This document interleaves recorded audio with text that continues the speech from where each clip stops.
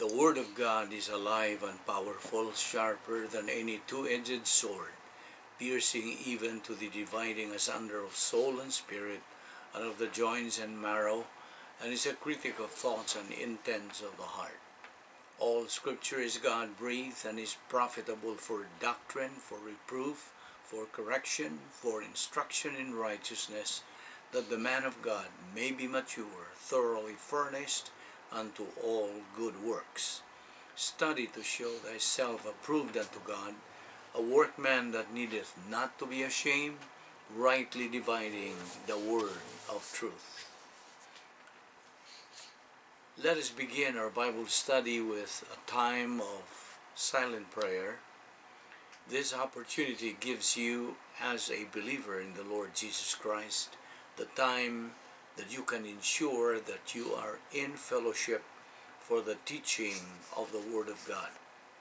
Remember the very important principle in 1 John 1:9. If we confess our sins, He is faithful and just to forgive us our sins and to cleanse us from all unrighteousness. Now this will give you, as a believer in the Lord Jesus Christ, a tremendous problem-solving device. You can use it before the teaching of the Word of God to guarantee that not only are you in fellowship with the Lord, but also to guarantee that you can understand by means of the Holy Spirit the teaching of the Word of God that we are about to face. But if you are an unbeliever, you have not received Christ personally as your Lord and Savior, the issue you are facing is not confession of sins, it is faith on the Lord Jesus Christ.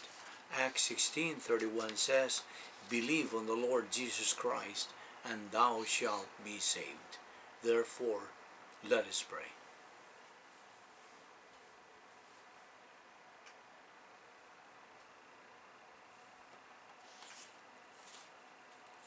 Let us pray. We consider it a privilege, Heavenly Father, to have the freedom and the opportunity of fellowshipping in your Word. We are grateful, Father, that through your grace, you brought us this time in this Bible study to take in your precious Word, which is the only shield we can equip and arm ourselves to confront any false teaching that religion tries to spread in this devil's world. We pray that you give us the concentration through the filling of the Holy Spirit, challenge and motivate us to the things you're going to teach us. Make these things a blessing to us. All this we ask in Christ's name. Amen. First of all, the Bible teaches us that God is one, but that He is manifested in three divine persons: God the Father, God the Son, God the Holy Spirit. Now these three members of the Godhead have their respective functions as far as salvation is concerned. God the Father's function is the planner of salvation. God the Son, Jesus Christ, function is that of an executor of the plan of salvation. God the Holy Spirit's function is that of a revealer of the plan of salvation. Now it is nearly impossible to explain the Holy Trinity, but we need to accept the Trinity by faith. Now the three members of the Godhead do possess the same essence. They are co-equal, co-eternal, and co-infinite. Three of them, or the three of them, possess the same essence, namely sovereignty, righteousness, justice, love, eternal life, omnipotence, omniscience, omnipresence, immutability, and veracity or truth. First of all, We came to learn all these things from the only source, the Bible. The Bible as we know it is timeless, enduring, and eternal. That means the doctrines, reproofs, corrections, instructions, and promises that we will need to live our life will be available as an island of stability. The Bible continues to be the most published and distributed book on this planet. No book has been more criticized, more judged, more ridiculed, more banned, more burned than the Bible. And yet, it is still available and will be as fresh and relevant at all times as it has been in the last 2 millenniums. Today, a big number of people just ignore, ridicule, neglect, just don't have any desire or interest on the Bible. And that's the great tragedy of millions and billions of people around the world. But can we get back on track after making bad and wrong decisions and wasting years of our life? Absolutely. And that's the greatest challenge of our ministry. Isaiah 1:18, Jeremiah 15:19, and Romans 8:28. Now, on another note, when an unbeliever hears the gospel, believe in the Lord Jesus Christ and thou shalt be saved, and makes a decision to believe it, he accepts Christ as Lord and Savior, and so he is saved instantly. These are what actually happened to him, that believer now, at the point of salvation. Number one, he is imputed God's righteousness. In other words, he is clothed with God's righteousness. Perfect righteousness. Number two, he automatically becomes a member of the royal family of God. Number three, he is imputed eternal life instantly. Number four, his name is written into the Lamb's book of life, never to be blotted out anymore. And number five, all in all, 70 things wrapped up in one word here, soteria, salvation. Now, here's the process that the unbeliever, now a believer, has undergone before he got saved.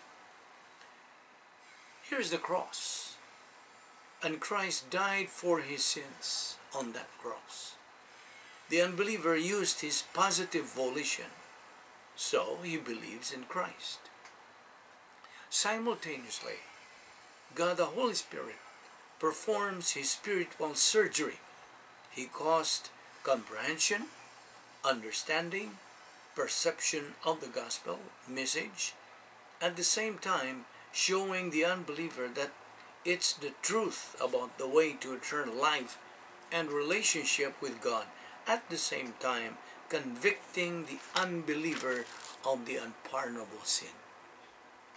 And that information is cycled right into the command post of the soul, the volition of the unbeliever, and he makes a decision out of his desire to have eternal life, his positive volition to accept, or he accepts Christ as Savior. If he is positive, that positive volition energizes the faith in his soul, and he believes in that gospel message as resident there in the mentality of the soul. If the unbeliever is negative, his negative volition eliminates any power going to positive volition. It's impossible for an unbeliever to trust in Christ as Savior who doesn't want eternal life. The unbeliever has to have three things to get eternal life. Number one, he has to have knowledge of the gospel, Romans 10:14. Number two, he has to have positive volition, Acts 17:30 Acts 2:38. And number 3, he has to have activated faith, John 3:16, John 3:36. Let us reiterate John 3:36, which says, "He that believeth on the Son has life. He who does not believe in the Son does not have life, but the wrath of God abideth on him." Not that he, though he is the one for whom Christ died. You see, if salvation were based upon those for whom Christ died, then everybody would be automatically saved. Would it be nice Christ died for the sins of all members of the human race on the cross? And it would be fabulous if the death of Christ would automatically save everybody. What the death of Christ do on the cross was to provide salvation for everybody. But the one sin for which Christ could not die and did not die on the cross is the unpardonable sin. And the unpardonable sin is rejection of Christ as Savior. Christ couldn't die to supersede the residence, the function, the authority, the freedom of choice that every member of the human race has resident in their soul. He couldn't do that. God always honors volition. Man is free, but man is responsible, and therefore there is an unpardonable sin. It's rejection of Christ as Savior. It is called resisting the Holy Spirit in Acts 7:51, that emphasizes resistance of the convicting ministry of the Holy Spirit of John 16:8-11, and it is referred to as slander or blasphemy of the Holy Spirit in Matthew 12:31 and 32. But the act is identical. It is rejection of Christ as Savior of John 3:36. "He that believeth not the Son shall not see life, but the wrath of God abideth on him."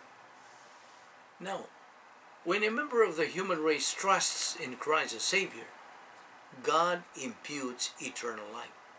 That's the acquisition of eternal salvation. How is that accomplished? By the death of Christ? No. That's the provision of salvation. Now, let me show you this is the appropriation. Here's the appropriation.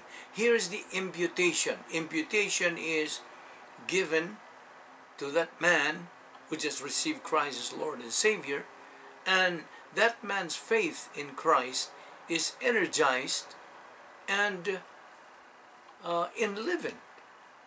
And now he believes in Christ, so that they may also obtain salvation. Refers to the unbeliever getting the gospel message and responding to it positively and trusting in Christ as Savior. And it's only the elect that's going to do this. It's not that the non-elect cannot do it. It's a fact that God foreknows that they won't do it.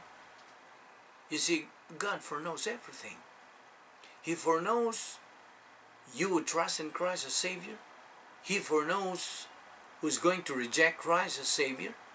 But his foreknowledge is not predetermination. Believers are elect from eternity past. And not only are we elect for salvation, but believers are predestined based upon divine foreknowledge of faith in Christ. Predestined to sonship, to adoption, and to sharing the blessings of Christ in phase 3 in the eternal state. This is Ephesians 1:5.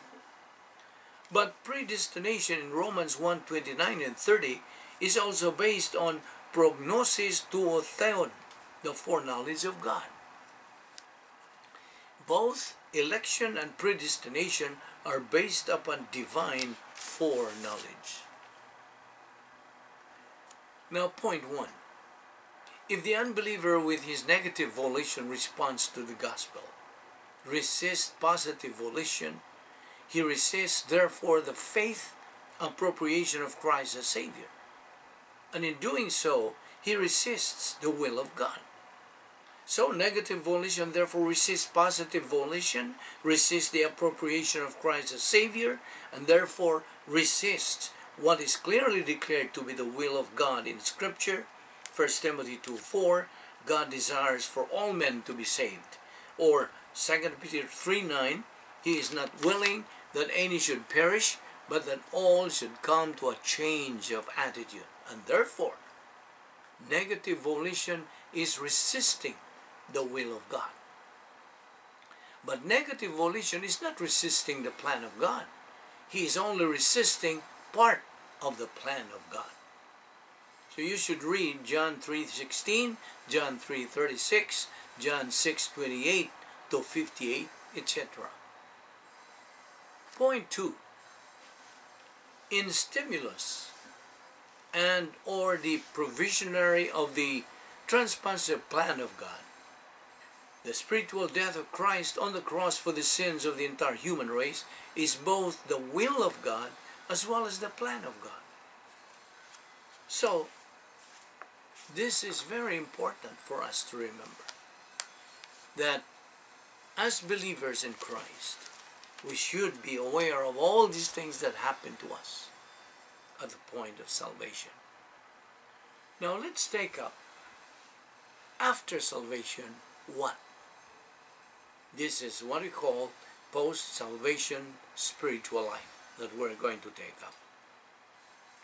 After a person believes in the Lord Jesus Christ, he is mandated in 2 Peter 3:18 to grow in grace and in the knowledge of the Lord Jesus Christ. How? By studying the Word of God on a daily basis. But first of all, the newly born again believer is made to understand that the following things have actually happened in that very instant he put his faith in Christ. To wit, number 1, he was imputed eternal life. John 3:36. Number 2, he was imputed God's righteousness. Number 3, he was forgiven and cleansed of the unpardonable sin. Number 4, his name was written in the Lamb's book of life. Number 5, he immediately became a member of the royal family of God. Number 6, he starts to live a life of purpose, meaning, and definition. Number 7, he becomes a potential winner in life and in the life hereafter. Number 8, he becomes a recipient of the spiritual gift given by God, the Holy Spirit. Number 9, he becomes a recipient of 40 things provided by God at the point of salvation. Number 10, he is called a saint. Number 11, he is called a believer, Christian. Number 12, he becomes a citizen of heaven, according to Philippians 3:20. 13, he becomes a member of the called out ones, ecclesia. Number 14, he becomes complete in Christ, completely secure. Number 15, he is sealed by the Holy Spirit. Now, here are things that every believer anticipates while he is still in phase 2 life. Now, we call phase 2 life when that believer is living in the world before he dies, meaning that is phase 2 in the plan of God. Number 1, no more condemnation, Romans 8:1. Number 2, absent from the body, face to face with the Lord, 2 Corinthians 5:8 in phase 3. Number 3, no more pain, nor sorrow, nor tears, nor suffering, nor death, because the old things are passed away, Revelation 21:4. Number 4, a new home in heaven, John 14:1-6. That's in phase 3. Number 5, an eternal inheritance, 1 Peter 1:4-8. That's also in phase 3. Number 6, a believer knows he has a better recognition of eternal life. John 20:31. That's phase 1 and 2. And number 7, waiting for resurrection body. John 11:25. 1 Corinthians 15:51 to 57. 1 John 3:1 and 2. Philippians 3:21. That's in phase 2. And many other passages. Now, God's mandate for every believer is found in Colossians chapter 2, verse 6. As ye have therefore received Christ Jesus the Lord, so walk ye in him. Every believer's guide in his new spiritual life, to wit, number 1, the Lord Jesus Christ is the believer's best friend, a faithful friend. Number 2, the Lord Jesus Christ is the unique person in the universe. Hypostatic union. 100% man, 100% God. God and man at the same time. Number 3, the Lord Jesus Christ is the only genuine celebrity who never dies nor fades. Number 4, he's always thinking about you, believer, and he always wants what is best for you. Number 5, he considered you so important that he sacrificed himself for you. He became your substitute while he was hanging on the cross. While we were yet sinners, he died for us. Number 6, he created the universe and controls it now. 7, nothing in the universe happens unless Jesus Christ lets it happen. Number 8, he's always by your side. Number 9, he gives you his strength and power. Number 10, he comforts you.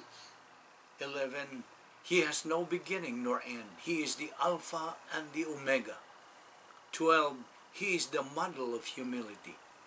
13, he is every believer's hero. 14, he used the same doctrine God has given you. 15, he is the one who controls history. And 16, every believer is eternally in union with Christ. Now, every believer is mandated by God to walk with the Lord. Walking with the Lord is like walking in life. You have to start somewhere. The first step is the hardest. The word Christ can be spelled out like this: C for constancy, H for humility, R for resiliency, I for integrity, S for stability, and T for tenacity. Now let's define all this one by one. Constancy. What is constancy? It is your ability to be consistent. Humility comes from the consistent intake and metabolization of Bible truth through the enabling power of the Holy Spirit. Resiliency is the ability to bounce back. You don't react to people who fail you or hurt you and generally let you down in life. Instead, you use the faith rest principle, which is,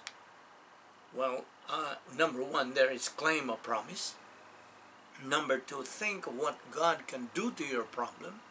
And number 3, relax, because God is in control. Now, integrity. It is your loyalty to the truth. Stability. The consistency that comes into the life of a mature believer. He is stabilized because of his consistency and constancy in his intake and metabolization of Bible truth. And finally, tenacity. What do we mean by tenacity? Tenacity means you hang in there when things do not always go right. You have confidence in God, so you have courage toward man. When you have total confidence in God, that makes you constant, consistent, and stabilized. as a baby believer, we should be aware that there are 3 levels of spiritual growth, namely baby, adolescent, and mature. Now, whatever station in life that a believer is in is his full-time Christian service. Not necessarily working in a mission or as a pastor or evangelist. Every believer should so live his life as unto the Lord, not as unto man. Colossians 3:23. We live one day at a time, dependent only upon the grace of God. A believer should so live his life as if it is his last. God knows and sees us absolutely what we think and do in life. Luke 12:2. Now, can we afford to be losers in God's sight? We only pass this world once. In 1 Corinthians 15:22, God's word declares, "For as in Adam all die, so in Christ all will be made alive." Furthermore, a believer should be reminded that he is a spiritual salesman carrying a perfect product. Now, why perfect? The product he carries is perfect because its warranty is eternal. And what is more, it is free. Why free? Because someone has already paid it up in full, the Lord Jesus Christ. Furthermore, every believer is a missionary. In fact, we believers owe the world the gospel, Romans 14:16. In Romans 10:14, how can they, the unbelievers, call on the one they haven't believed in? And how can they believe in the one whom they haven't heard? And how can they hear without someone preaching to them? How can they preach unless they are sent? Romans 10:15. Apostle Paul declared, "Woe is me if I preach not the gospel." 1 Corinthians 9:16.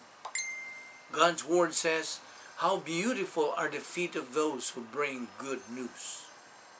And faith cometh by hearing, and hearing by the word of God. Romans 10:17. We will continue our discussion on this.